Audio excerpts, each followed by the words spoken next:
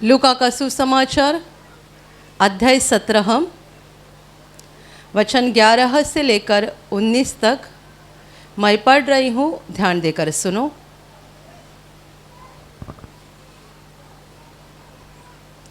ऐसा हुआ कि वहाँ यरूशलेम जाते हुए सामरिया और गलील के बीच से होकर जा रहा था। किसी गांव में प्रवेश करते समय उसे 10 कोढ़ी मिले। उन्होंने दूर खड़े होकर ऊंचे शब्द से कहा, हे यीशु, हे स्वामी, हम पर दया कर। उसने उन्हें देखकर कहा, जाओ और अपने आप को याजकों को दिखाओ। और जाते ही जाते वे शुद्ध हो गए। तब उनमें से एक यह देखकर कि मैं चंगा हो गया हूँ, ऊंचे शब्द से परमेश्वर की बड़ाई करता हुआ लौटा और यीशु के पांवों पर मुँह के बल गिरकर उसका धन्यवाद करने लगा। और वह सामरी था।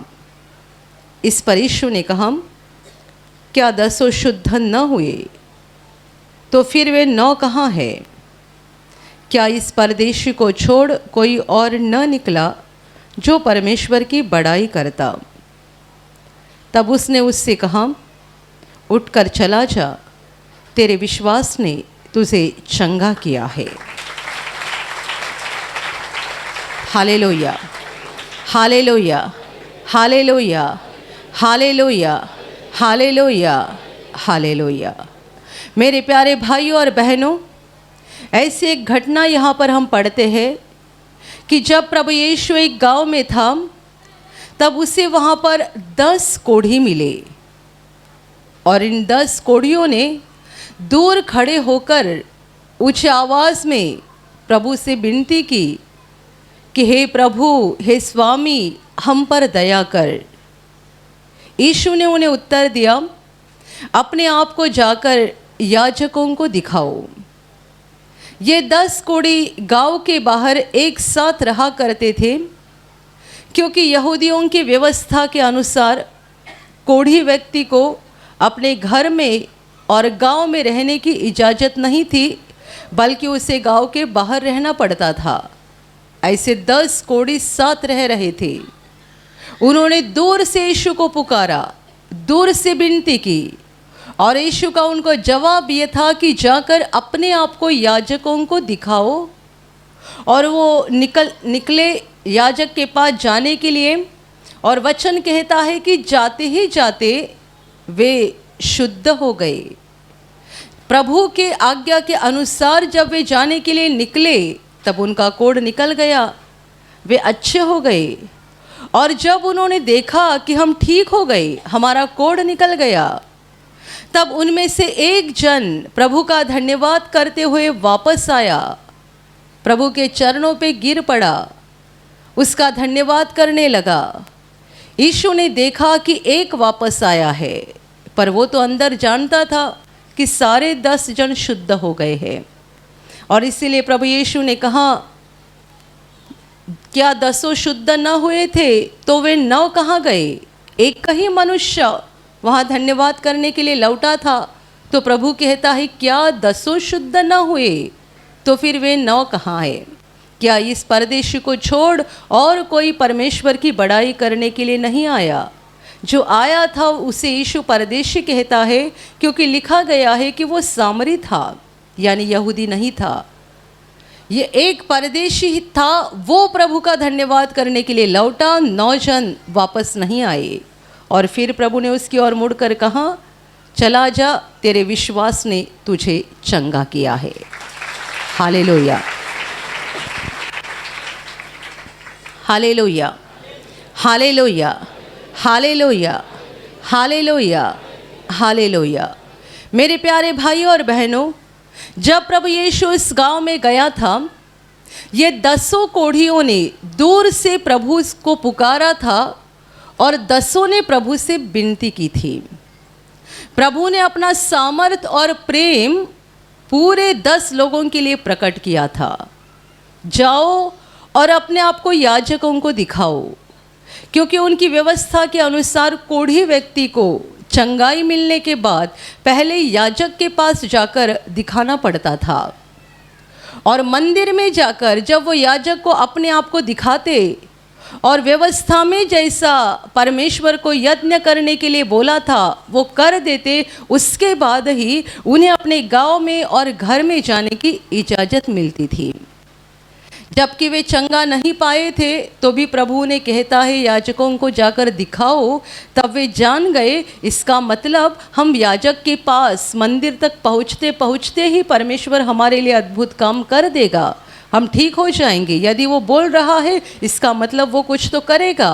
और इसी विश्वास से वे याजक के पास जाने के लिए निकले और जाते ही जाते आधे रास्ते में वे पूरी तरह से ठीक हो गए। Hallelujah, hallelujah. अभी आगे हम पढ़ते हैं कि जब ये 10 लोगों ने देखा कि हमारा कोढ़ निकल गया, हम ठीक हो गए, तब उनमें से एक ही व्यक्ति, और वो भी परदेशी था, वो यीशु के पास आया और यीशु के चरणों पर गिर पड़कर वो परमेश्वर का धन्यवाद करने लगा। Hallelujah, hallelujah, hallelujah. शुरू में 10 लोगों ने प्रभु को पुकारा था, सबों ने विनती की थी, सबों ने कहा था प्रभु हम पर दया कर। चंगाई पाने के बाद 10 में से एक ही यीशु के पास वापस लौट आया। मेरे प्यारे भाइयों और बहनों, ये मनुष्य के अंदर की एक पापी प्रवृत्ति है कि मनुष्य परमेश्वर के पास बस कुछ पाने के लिए आता है। लोग प्रार्थना में आते हैं, उनमें से कितने लोग परमेश्वर के लिए धन्यवादी बने हैं इसलिए आते हैं, परमेश्वर पर अपना प्रेम व्यक्त करने के लिए आते हैं, और कितने लोग बस स्वार्थी उद्देश्य से आते हैं कि मेरा काम हो जाए। जो लोग स्वार्थी उद्देश्य से आते हैं उनका काम होने के बाद दोबारा वो नहीं आते हैं। ज़्यादा से ज़्यादा एक बार दो आते हैं, गवाही देते हैं, अभी ख़त्म हो गया, हमारा काम हो गया। कितने सारे लोग यीशु के पास आते हैं, हजारों, लाखों। जब यीशु धरती पर था इस्राएल देश में, हमेशा उसके पीछे लोगों की भीड़ लगी रहती थी। क्यों? लोग चंगाई पाना चाहते थे, दुष्ट आत्मा से छुटकारा पाना चाहते थे, अपने दुखों से मुक्ति पाना चाहते थे। यीशु लोगों को चंगा करता था, दुष्ट आत्मा से मुक्त करता था, अंधों की आंखें खोलता था, गूंगे को बोलने की शक्ति देता था, और बड़े बड़े अद्भुत काम लोगों के लिए वो करता था, जिसके कारण लोगों के जीवन के दुख निकल जाते थे। पर आगे जाकर उनमें से कितने सारे लोग यीशु को चिपक के रहते थे, और कितने लोग वापस अपने घर में जाकर अपनी ही स्वार्थी जिंदगी बिताया करते थे। Hallelujah, hallelujah, hallelujah. 10 कोढ़ियों ने एक साथ प्रभु को पुकारा, एक साथ प्रभु से विनती की। जब ठीक हो गए तब 9 जन प्रभु के पास वापस आए ही नहीं। इसका मतलब उनका प्रार्थना करना, उनका विनती करना, उनका रोना, उनका पुकारना, ये सब स्वार्थी था। वे बस प्रभु से चंगाई पाना चाहते थे। उनके मन में परमेश्वर के लिए कोई प्रेम नहीं था। एक मनुष्य, और वो भी परदेशी, जब उसने देखा कि मैं चंगा हो गया हूँ, उसे रहा नहीं गया, वो प्रभु के पास वापस आ गया। इसका मतलब ये है कि उसका दिल स्वार्थी नहीं था, बल्कि उसके दिल में परमेश्वर के लिए सच्चा विश्वास था और सच्चा प्रेम था। Hallelujah, hallelujah, hallelujah. और ये भी बहुत कठिन बात है। हम उस घटना के बारे में जब देखते हैं कि 10 प्रभु को पुकार रहे हैं, विनती कर रहे हैं, और जब प्रभु ने आज्ञा दिया कि जाकर अपने आप को याजकों को दिखाओ, और सारे 10 जन एक साथ जाने के लिए निकले। जाते जाते जब वे शुद्ध हो गए तब एक वापस लौटा। उस समय क्या हुआ रहेगा? बताइए क्या हुआ रहेगा। 10 जन एक साथ चल रहे हैं याजक के पास जाने के लिए। जब देखा कि हम ठीक हो गए, 9 जन आगे बढ़ रहे हैं और एक को रहा नहीं गया, नहीं नहीं नहीं, जिसने मुझे ठीक किया, जिसने मेरे जीवन का इतना बड़ा बोझ दूर किया, जिसने मेरे इतने बड़े अपमान को और कष्ट को दूर किया, मुझे उसके पास वापस जाना चाहिए। और वो उन 9 जन को छोड़कर वापस आया। शायद वे उस पर हंसे भी होंगे, पागल है। याजक के पास जाएंगे, याजक हमको देखेगा, मंजूर करेगा कि हम ठीक हो गए, तो अभी हम आराम से अपनी ज़िंदगी बिताने के लिए घर जा सकते हैं। ये तो पागल बन गया है कि वापस वहाँ यीशु के पास जा रहा है। वापस जाने से फ़ायदा क्या है? काम तो हो गया। आप जानते हैं कई लोग ऐसी गवाही देते हैं कि मुझे किसी ने यहाँ प्रार्थना में लाया, मुझे किसी ने यहाँ प्रार्थना में लाया।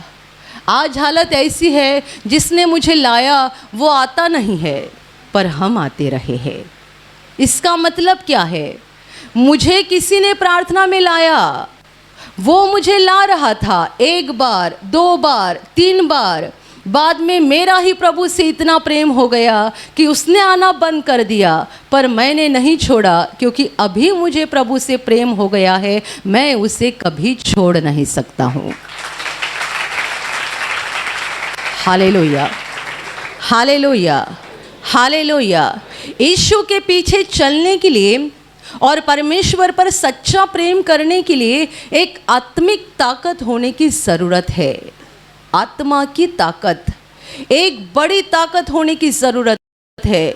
मुझे एक बहन ने बताया था, बहुत साल पहले जब वो पहली बार प्रार्थना में आई थी, उस समय उसे प्रार्थना के बारे में कोई जानकारी नहीं थी, ना ही उसने कभी ज़िंदगी में यीशु का सुसमाचार सुना था।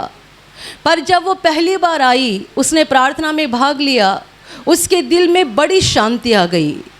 पर वो बहुत दूर से आती थी, बहुत दूर से, और हर सप्ताह आना उसके लिए मुमकिन नहीं था। वो सोच रही थी कम से कम महीने में 1 बार तो मैं हमेशा यहाँ आऊँगी, हर महीना, ताकि मैं प्रभु में बनी रहूँगी और उसमें बढ़ते जाऊँगी। वो 1 बार आई, 2 बार आई, उसके बाद उसके पति ने उसको आने के लिए मना कर दिया। पति ने कहा नहीं जाना, मुझे वो पसंद नहीं है, तुझे वहाँ नहीं जाना है। ये बहन घर में रो रो के प्रभु के पास प्रार्थना करते रही। कई दिन बीतते गए, कई महीने बीतते गए, पर उसके आत्मा में प्रभु के लिए जो तरस थी वो बुझ नहीं रही थी। प्रभु के लिए जो प्रेम भाव था वो कम नहीं हो रहा था। वो रोते जा रही थी और प्रार्थना कर रही थी। कई महीना बीतते गए और कई महीनों के बाद हर बार वो पति से पूछती थी और पति बोलता था मैंने 1 बार ना बोल दिया है ना, वापस नहीं पूछना। चलते रहा ऐसा। और कुछ महीनों के बाद एक दिन जब उसके पति अपने घर में कुछ तो टेबल पे बैठ के कागज़ पे कुछ लिख रहे थे, काम कर रहे थे, ये बहन पीछे आकर खड़ी हो गई और रोने लगी। पति का ध्यान नहीं था। उसके आंसू उसके पति के हाथ के ऊपर गिर गए। तभी उन्होंने देखा कि रो रही है। उनको गुस्सा आ गया और गुस्से में पूछा रोने की वजह क्या है, यहाँ खड़ी होकर रो क्यों रही है? ये बहन ने कहा एक बात बताती हूँ, ज़िंदगी में मैं आपके पास कभी कपड़ा नहीं मांगूंगी, सोना चांदी नहीं मांगूंगी या कुछ भी नहीं मांगूंगी। मरते दम तक मुझे कुछ भी मत देना। एक ही बात देना, महीने में 1 बार मुझे वहाँ केंद्र में प्रार्थना के लिए जाने की इजाज़त देना। हालेलुया। मैं समझती हूँ ये बोलने के लिए आत्मा की एक बड़ी ताकत होनी चाहिए। एक औरत ऐसा अपने पति को बोल सकती है, ज़िंदगी में मैं आपके पास एक कपड़ा भी नहीं मांगूंगी, एक सोना चांदी भी नहीं मांगूंगी, कोई चीज़ नहीं मांगूंगी, मुझे कुछ भी मत देना, मैं कभी नहीं मांगूंगी, बस मेरी एक मांग को पूरा कर देना कि मुझे महीने में 1 बार वहाँ प्रार्थना घर में प्रार्थना के लिए भेज देना। जब उसने अपने पति को ऐसा कहा, प्रभु ने भी उसके दिल को छू लिया और उसने कहा ठीक है, मैं इजाज़त देता हूँ। और तब से लेके आज तक सालों साल ये बहन हर महीना यहाँ प्रार्थना में आती है और वो अब तक प्रभु में बनी है। Hallelujah, hallelujah. मुझे लगता है इस घटना को 15 साल से भी ज़्यादा हुए रहेंगे। ये बहन हर महीना आती है और प्रभु में बनी है। कौन इस तरीके से प्रभु के पीछे चल सकता है? जिनकी आत्मा में सच्ची ताकत है, परमेश्वर के ऊपर सच्चा प्रेम है। Hallelujah, hallelujah. नहीं तो कोई प्रार्थना घर से आधे घंटे दूरी पे रहते हैं और बोलते हैं आज ट्रैफिक जाम हो गया है, अगले बार बोलेंगे आज बारिश हो रही है, अगले सप्ताह बोलेंगे आज धूप जरा ज़्यादा हो गई है। हर सप्ताह उनके पास एक एक नया बहाना रहेगा। ब्रदर हमेशा बोलते थे शैतान के पास बहाने की एक बड़ी फैक्ट्री है, इतनी बड़ी फैक्ट्री कि उसमें का बहाना ख़त्म ही नहीं होता। हर बार वो आपको नया बहाना निकाल कर दिखाता है। जैसे कंपनी नया नया प्रोडक्ट निकालते हैं ना, वैसा शैतान अपने फैक्ट्री से एक नया नया बहाना निकाल कर हमारे सामने पेश करता है। और जिसके दिल में एक बड़ी ताकत है और प्रभु पे सच्चा प्रेम है, वो 4-4 घंटे का सफ़र करके भी प्रार्थना घर में पहुंचते, चाहे बारिश हो या धूप हो या ट्रैफिक जाम हो। उन्हें किसी की कोई परवाह नहीं है। उन्हें बस इतना ही मालूम है हमारे प्रभु से हमें जुड़े रहना है, उस पर प्रेम करना है और उसमें अंत तक बने रहना है। Hallelujah, hallelujah, hallelujah, hallelujah. कुछ लोग जब भी प्रभु यीशु के पास आते हैं, थोड़े थोड़े अपमान को लेकर प्रार्थना में आना छोड़ देते हैं। यहाँ के वॉलंटियर भाई ने मेरा अपमान किया, यहाँ की वॉलंटियर बहन ने मेरा अपमान किया, अपमान को लेकर प्रार्थना में आना छोड़ देते हैं। अपने केंद्र में एक बहन को बहुत बड़ी चंगाई मिली थी, बहुत बड़ी, सालों साल बिस्तर पे लेटी थी। ब्रदर ने उसके लिए प्रार्थना किया, वो एक पल में अच्छी हो गई। मंच पर कितने बार उसकी गवाही हो गई और बाद में वो ये आना बंद हो गई। वो कहती है आपके प्रार्थना घर के एक वॉलंटियर बहन ने मेरा अपमान किया है और जहाँ पर मेरा अपमान हुआ है वहाँ मैं दोबारा कभी नहीं जाऊँगी। सालों साल बिस्तर पे लेटी थी, डॉक्टर ने उसकी उम्मीद छोड़ दी थी। परमेश्वर का ऐसा अनुग्रह हुआ कि ब्रदर की प्रार्थना से एक पल में वो चंगी हो गई थी और बोलती है जिस जगह मेरा अपमान हुआ है वहाँ पर मैं दोबारा कभी नहीं आऊँगी। Hallelujah, hallelujah, hallelujah. लोग स्वार्थी होते हैं, परमेश्वर के पास क्यों आते हैं? क्या उनका परमेश्वर के ऊपर प्रेम है इसलिए आते हैं, या बस कुछ चाहिए, ये चाहिए, वो चाहिए, ये ठीक होना चाहिए, वो ठीक होना चाहिए, बस अपनी ज़रूरत के लिए आते हैं?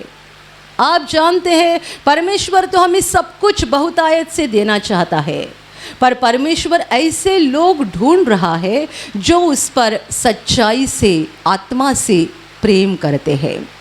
ऐसे लोग वो चाहता है, वो ढोंगी लोग नहीं चाहता है। ऐसे लोग नहीं चाहता है जो ऊपर से दिखाते हैं कि हमारा परमेश्वर के ऊपर प्रेम है, पर अंदर स्वार्थी भाव होता है, सच्चा प्रेम नहीं होता है। Hallelujah, hallelujah. कोई अपमान के कारण नहीं होता है, आते हैं प्रभु को छोड़ देते हैं। कई लोग इसीलिए छोड़ देते हैं कि हमारे पड़ोसी हमारा मजाक उड़ाते हैं, हम काम पे यहाँ पे जहाँ काम करते वहाँ पे हमारा मजाक उड़ाया जाता है, हम यीशु पर विश्वास करते हैं, हम प्रार्थना करते हैं, इसलिए हमारा मजाक उड़ाया जाता है। इससे अच्छा ये रास्ता छोड़ दो और अपने पहले के रास्ते से चलना शुरू कर दो। Hallelujah, hallelujah, hallelujah. मैं समझती हूँ कि जब ये 10 कोढ़ी एक साथ चल रहे थे और उनमें से एक जब ही वापस जाने के लिए निकला, यकीनन 9 जनों ने उसे कुछ न कुछ ज़रूर बोला रहेगा। पर क्या उसने किसी की सुनी? क्या उसने किसी की परवाह की? पता नहीं कितने सालों से 10 जन एक साथ रहा करते थे गांव के बाहर। 10 कोढ़ी एक साथ कितने सालों से रहा करते थे, तो कितने सालों से रहने के कारण उनकी आपस में कितनी दोस्ती भी हुई रहेगी ना। एक साथ रह रहे हैं तो दोस्ती भी हुई रहेगी। पर उसने तब दोस्ती छोड़ दी जब परमेश्वर के ऊपर प्रेम करने का समय आ गया। इतने सालों से दोस्ती थी, पर जब परमेश्वर के ऊपर सच्चा प्रेम दिखाने का समय आ गया तब उसने अपने दोस्ती के ऊपर नहीं देखा बल्कि परमेश्वर के प्रेम के ऊपर देखा। उसने मुझे चंगा किया, उसने मुझे चंगा किया, उसने मुझे जीवन दिया। अभी मैं घर जा सकता हूँ, अभी लोग मेरा स्वीकार करेंगे, परिवार के लोग मुझे घर में लेंगे, मुझे ग्रहण करेंगे। ये सब जिसकी वजह से हुआ है उसे मैं नहीं भूल सकता। Hallelujah, hallelujah, hallelujah, hallelujah. परमेश्वर के प्रति सच्चे धन्यवादी हम तभी बन सकते हैं जब हमारे दिल में परमेश्वर के लिए प्रेम है। कितने सारे भाई बहन सालों साल विश्वास में बने हैं, वो बार बार प्रभु से कुछ मांगने के लिए नहीं आते हैं बल्कि प्रभु से धन्यवादी होने के लिए आते हैं।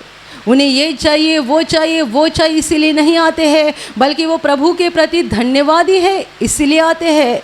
प्रभु के ऊपर उनका प्रेम है इसीलिए आते हैं। वो चाहते हम प्रभु में बने रहे, जैसा वो हम पर प्रेम करता है वैसा हम भी उस पर प्रेम करते रहे। प्रभु का सबसे बड़ा प्रेम कि हमारी मुक्ति के लिए उसने क्रूस पर बलिदान किया है, जिसने हमारे लिए अपनी जान दी है और अपना लहू बहाया है। इतना प्रेम जिसने किया है उस पर हमें कितना बड़ा प्रेम करना चाहिए। Hallelujah, hallelujah. इसके विपरीत कई लोग प्रार्थना में आकर पूछते हैं, मुझे ऐसी ऐसी बीमारी है तो कितने दिन आना पड़ेगा, मुझे नौकरी नहीं है तो कितने शुक्रवार आना पड़ेगा, मेरा धंधा चलता नहीं है तो कितने शुक्रवार आना पड़ेगा, मेरे जीवन में ऐसी समस्या है तो मुझे कितना महीना तक आना पड़ेगा। मेरे प्यारे भाई और बहनों, आप जीवन देने वाले परमेश्वर के पास आए हो, उसके लिए अनहोनी बात एक भी नहीं है, असंभव कुछ नहीं है। वो तो आपको सब कुछ देगा, पर सवाल ये है क्या जैसा वो आपके ऊपर प्रेम करता है वैसा आप भी उस पर प्रेम करने जा रहे हो, या आप स्वार्थी दुनिया के हिसाब से चलने वाले हो, बस मेरा काम हो गया। Hallelujah, hallelujah. ये 9 जन वापस नहीं आए, क्यों नहीं आए? काम हो गया, अभी प्रभु के पास जाने की ज़रूरत ही क्या है। उनको कोढ़ से चंगाई चाहिए थी, पहले क्यों इतना जोर से पुकारा? उसने प्रभु यीशु के बारे में सुना होगा, उन्होंने प्रभु यीशु के बारे में सुना होगा कि वो कैसे लोगों को चंगा करता है, हर मरीज को ठीक करता है, उसके सामने एक बीमारी नहीं रुकती है, एक दुष्ट आत्मा नहीं रुकता है। सुना था यदि वो इतने बड़े बड़े अद्भुत काम करता है और इतनी बड़े पैमाने में लोगों को चंगाई देता है तो हमें भी ठीक कर सकता है, हमारा भी कोढ़ निकाल देगा। इसलिए प्रार्थना की, दुआ की, रोए, पुकारा प्रभु को, और जैसे ही प्रभु ने चंगा किया वापस चले गए, दोबारा प्रभु के पास नहीं आए। Hallelujah, hallelujah. ये तो सालों साल से चल रहा है। यीशु के पास आने वाले लोग अनगिनत है, पूरे संसार में, पूरी दुनिया में जहाँ जहाँ ऐसी प्रार्थना होती है और यीशु के नाम से लोग चंगाई पाते हैं, छुटकारा पाते हैं, उनके जीवन में अद्भुत काम होते हैं, वहाँ वहाँ लोगों की भीड़ होती है। पर जो लोग इस सप्ताह में आए वो सारे लोग अगले सप्ताह नहीं रहते हैं, अगले सप्ताह और दूसरे नए लोग रहते हैं, थोड़े लोग पहले के रहते हैं, थोड़े ही लोग अंत तक बने रहते हैं, बाकी लोग बस आते हैं जाते हैं, आते हैं जाते हैं। जैसे कि समुंदर के किनारे लहर आती है और लहर निकल जाती है, बिल्कुल वैसे ही लोग आते हैं और वापस चले जाते। चंगाई हो गई, छुटकारा हो गया, मेरा काम हो गया, नौकरी मिल गई, बच्चे हो गए। Hallelujah, hallelujah.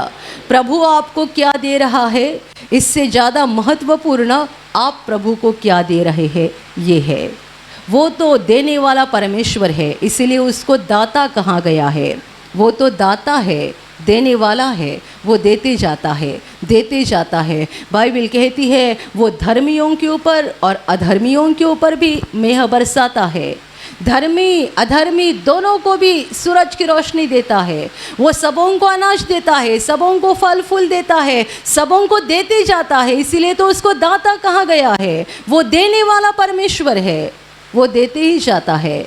और जो लोग उसके चरण के पास आते हैं, रोते हैं, मांगते हैं, उन पर एक विशेष अनुग्रह करके उनकी चंगाई भी करता है, उनका छुटकारा भी करता है, उन्हें आशीष भी देता है।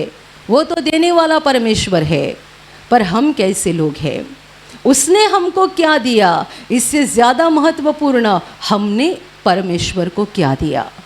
परमेश्वर ने हम पर कितना प्रेम किया, इससे ज़्यादा महत्वपूर्ण हमने परमेश्वर पर कितना प्रेम किया। उसने प्रेम किया, वो करता आया है और करता रहेगा, क्योंकि वो प्रेम है। इसलिए वो किसी का बुरा नहीं कर सकता है, वो प्रेम और भला ही करते रहता है। Hallelujah, hallelujah, hallelujah. प्रभु ने आपको चंगा किया है, आप कितना प्रेम करते हैं। प्रभु ने आपको छुटकारा दिया है, आप कितना प्रेम करते हैं। जब लोग इन 10 कोड़ियों के बारे में पढ़ते हैं, तब हर किसी को लगता है कैसे दुष्ट लोग थे, कैसे स्वार्थी लोग थे। वो 9 जन कितने स्वार्थी थे कि वापस आए ही नहीं, धन्यवादी बने नहीं, प्रभु को अपने आप को दिखाया भी नहीं, प्रभु को थैंक यू भी नहीं बोला। कैसे स्वार्थी लोग थे। हम ऐसा उनके बारे में सोचते हैं, पर ज़रा अपने आप को देखें और परखें कि हम कैसे हैं। Hallelujah, hallelujah. प्रभु ने आपको भी चंगा किया है, तो आप किस रीति से प्रेम करते हैं। प्रभु ने आपके जीवन में अद्भुत काम किया है, तो आप कैसे प्रेम करते हैं। कितने सारे लोग जब तक प्रभु से मिलता नहीं है, लगातार प्रार्थना में आते जाते हैं, आते जाते हैं, आते जाते हैं। जब तक प्रभु से प्रार्थना का जवाब मिलता नहीं, तब तक एक बार जवाब मिल गया कि धीरे धीरे उनको लगता है हर बार प्रार्थना में जाने की क्या ज़रूरत है। प्रार्थना तो हम घर पे भी कर सकते हैं। फिर वो एक सप्ताह छोड़कर प्रार्थना में आना शुरू कर देते हैं, और कुछ दिनों के बाद लगता है और महीने में एक बार गए तो भी चलेगा, प्रार्थना तो हम घर में भी कर सकते हैं। फिर महीने में एक बार शुरू करते हैं, धीरे धीरे प्रार्थना में आना बंद कर देते हैं। अभी सवाल ये है, जब आपके जीवन में परेशानी थी और आपकी प्रार्थना का जवाब नहीं मिल रहा था, आप हर सप्ताह आते रहे, प्रभु के पास मांगते रहे, विनती करते रहे। जब प्रभु ने आपको जवाब दिया, तब क्या हो गया? तब आपका स्वार्थी स्वभाव बाहर आ गया और आपको लगने लगा कि अभी आपको लगातार प्रार्थना में जाने की कोई ज़रूरत नहीं है। Hallelujah, hallelujah, hallelujah. जो लोग कहते हैं कि प्रार्थना तो हम घर पे भी कर सकते हैं, उन्हें मेरा सवाल ये है, तो ये तो आपको पहले भी सोचना चाहिए था। आप पहले भी तो घर पे प्रार्थना कर सकते थे ना। एक बहन ने अब बड़ी खूबसूरत गवाही दी। उन्होंने कहा कि वो पहले अपने केंद्र में प्रार्थना के लिए आती थी, और बीच में एक बड़ा समय गया जब वो प्रार्थना में आई नहीं। उसने कहा, इस बड़े समय में मैं घर पे प्रार्थना कर रही थी, तो भी मेरी समस्याएं बढ़ते जा रही थी। जब तक मैं प्रार्थना में आती रही, तब तक मेरा जीवन अच्छे से चल रहा था। मैंने प्रार्थना में आना छोड़ दिया, और उसके कुछ समय के पश्चात मेरे जीवन में बहुत सारी समस्याएं आने लगी। मैं घर पे प्रार्थना कर रही थी, तो भी मेरी समस्याओं से मुझे बाहर निकलने का कोई उपाय नहीं हो रहा था। उसने खुद कहा, मैं घर पे प्रार्थना जितनी कर रही थी, उतनी मेरी समस्याएं बढ़ती ही जा रही थी। घर पे प्रार्थना कर रही थी, तो भी समस्याएं बढ़ते जा रही थी। फिर क्या हुआ? फिर YouTube पर अपनी प्रार्थना को देखा, और पता निकाल कर वो यहाँ प्रार्थना में आ गई। और वो कहती है, जब मैं पहली बार यहाँ प्रार्थना में आ गई, तभी से परमेश्वर का काम मेरे जीवन में शुरू हो गया, और कुछ ही दिनों के अंदर मेरी सारी परेशानियाँ ख़त्म हो गई। Hallelujah, hallelujah, hallelujah, hallelujah. अभी ये बहन ने खुद अपने मुंह से कहा कि मैं घर पे प्रार्थना कर रही थी, पर घर पे जितनी प्रार्थना करती थी, मेरी समस्याएं कम होने के बजाय बढ़ते ही जा रही थी। जितने सारे लोग छुटकारा होने के बाद, चंगाई होने के बाद, अपनी प्रार्थनाओं का जवाब पाने के बाद ऐसा सोचते हैं कि हर बार प्रार्थना में आने की क्या ज़रूरत है, प्रार्थना तो घर में भी कर सकते हैं। उनके लिए मेरा सवाल ये है कि आपने पहले क्यों नहीं सोचा? क्या आप पहले सोचते तो यहाँ आने की आपको ज़रूरत ही नहीं पड़ती, पहले ही आपका काम बड़ा आसान होता। पर घर में प्रार्थना करना और परमेश्वर के घर में आकर प्रार्थना करना, दोनों का अलग अलग महत्व है। जो लोग प्रार्थना घर से बहुत दूर है, बहुत दूर और पहुंच नहीं पाते हैं, उनके लिए प्रभु ने YouTube का माध्यम दिया है। मतलब प्रभु तरह तरह से लोगों के लिए अपना अनुग्रह, सामर्थ और प्रेम उपलब्ध कर रहा है। हालेलुया। अभी YouTube पर अपनी प्रार्थना चल रही है, दुनिया के किसी भी कोने में लोग देख सकते हैं। अभी उन्होंने ऐसा सोचा समय नहीं है, तो प्रभु आपके लिए क्या करेगा? प्रार्थना घर आने के लिए आपको समय नहीं है, तो क्या YouTube पर भी आपको प्रार्थना देखने के लिए समय नहीं है? और हम ये लाइव प्रार्थना दिखा रहे हैं अभी कुछ सप्ताहों से। शाम को 7 बजे हमारी प्रीमियर होती है, यानी पहले सप्ताह की प्रार्थना हम दिखाते हैं, वो भी हमने शुरू रखी है। मतलब जो अभी नहीं देख सके, आप शाम को 7 बजे तो देखो। प्रभु आपके लिए उपलब्ध है। समय बहुत थोड़ा बचा है। प्रभु आपको पुकार रहा है, बुला रहा है, होश पे आ जाओ, अपना स्वार्थी जीवन बिताना बंद करो। आज आप तंदुरुस्त है, खा पी रहे हैं, चल फिर रहे हैं, आपको ज़िंदगी बड़ी आसान लग रही है। पर समय आएगा जब आप प्रार्थना करोगे और आप कहोगे मेरी प्रार्थना का कोई जवाब नहीं दे रहा है, क्योंकि जब प्रभु आपको पुकार रहा था आप सोए हुए थे। अभी ऐसा समय आएगा जब आप पुकारोगे और परमेश्वर की ओर से आपको जवाब नहीं आएगा। वो समय आने वाला है, बहुत कठिन समय रहेगा। लोग चिल्लाएंगे। प्रकाशित वाक्य कहता है कि वो लोग मरने की कोशिश करेंगे तो भी मरेंगे नहीं। ऐसी भयानक पीड़ा और दर्द का समय आ रहा है। इसीलिए होश पे आ जाओ। परमेश्वर हमें उसके पास बुला रहा है और चाहता है कि हम उसमें बने रहे और उसमें चलते रहे। Hallelujah, hallelujah, hallelujah, hallelujah, hallelujah. परमेश्वर स्वार्थी लोगों से प्रेम नहीं करता है। जिनके दिल में परमेश्वर के लिए सच्चा प्रेम है, सच्चा प्रेम, उनके ऊपर ही परमेश्वर प्रसन्न होता है और ऐसे ही लोग परमेश्वर को पसंद है। अपने अंदर का स्वार्थ भाव छोड़ दो, दिल से परमेश्वर के ऊपर प्रेम करो। वो हमारा जीवन है, हमारे पास जो भी है उसका दिया हुआ है। आज हम जो भी है उसके कारण जीवित है। यदि उसने हमें जिंदा नहीं रखा तो कोई हमको जिंदा नहीं रख सकता है। और परमेश्वर का सबसे बड़ा प्रेम यीशु का क्रूस का बलिदान, जो हमें कभी नहीं भूलना है। जिस बलिदान के कारण हमें मुफ्त में और बड़ी आसानी से पापों की क्षमा मिल जाती है, बंधन टूट जाते हैं और इसी बलिदान के कारण एक दिन हम स्वर्ग के अनंत जीवन में पहुंचने जा रहे हैं। Hallelujah, hallelujah, hallelujah. केवल चंगाई, छुटकारा पाने के लिए, आशीष पाने के लिए प्रभु के पास मत आओ, बल्कि उस पर सच्चा प्रेम करने के लिए उसके पास आओ।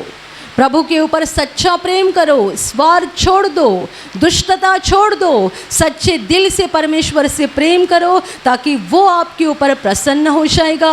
आपका यहाँ का जीवन परमेश्वर के आशीषों से भर जाएगा। और जितने सारे परमेश्वर से प्रेम करते हैं उन सबों के लिए उसने अनंत जीवन रखा है कि हम एक दिन वहाँ जाएंगे और अनंत काल परमेश्वर के साथ रहेंगे। Hallelujah, hallelujah, hallelujah. और अभी प्रार्थना करने का समय है। आप विश्वास करो कि एक पल में प्रभु यीशु आपको छूकर चंगाई देगा। एक पल में वो आपके जीवन का दुख निकाल देगा और आपके आंसुओं को खुशी में बदल देगा, क्योंकि उसके लिए असंभव कुछ नहीं है, अनहोनी बात एक भी नहीं है। प्रभु यीशु आज भी जिंदा है। 2000 वर्ष पहले वो शरीर रूप में धरती पर था आज शरीर रूप में नहीं बल्कि आत्मा के रूप में है, और दुनिया के कोने कोने में जहाँ जहाँ लोग विश्वास के साथ उसको पुकारते हैं, उसके पास प्रार्थना करते हैं, उन सबों की पुकार को प्रभु सुनता है, उन्हें चंगा करता है, उनके आंसुओं को पोंछ देता है और उनके जीवन को खुशी से भर देता है। आप भी इसी विश्वास के साथ आपके बीमार भाग पर हाथ रखो, और यदि वहाँ हाथ नहीं रख सकते हैं तो अपने सीने पर हाथ रखो। प्रभु यीशु के नाम से इसी क्षण आपके शरीर की सारी बीमारियां निकल जाए। यीशु के नाम से आपके जीवन का सारा दुख निकल जाए। शैतान का हर एक काम आपके जीवन से और आपके परिवार से पूरी तरह से नष्ट हो जाए। यीशु के नाम से, प्रभु यीशु के नाम से शैतान का सारा काम आपके जीवन से नष्ट हो जाए।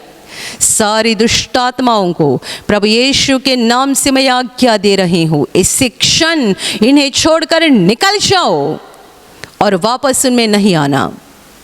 इसी क्षण प्रभु का महान सामर्थ आपके ऊपर आ जाए। प्रभु का महान सामर्थ आपके ऊपर आ जाए।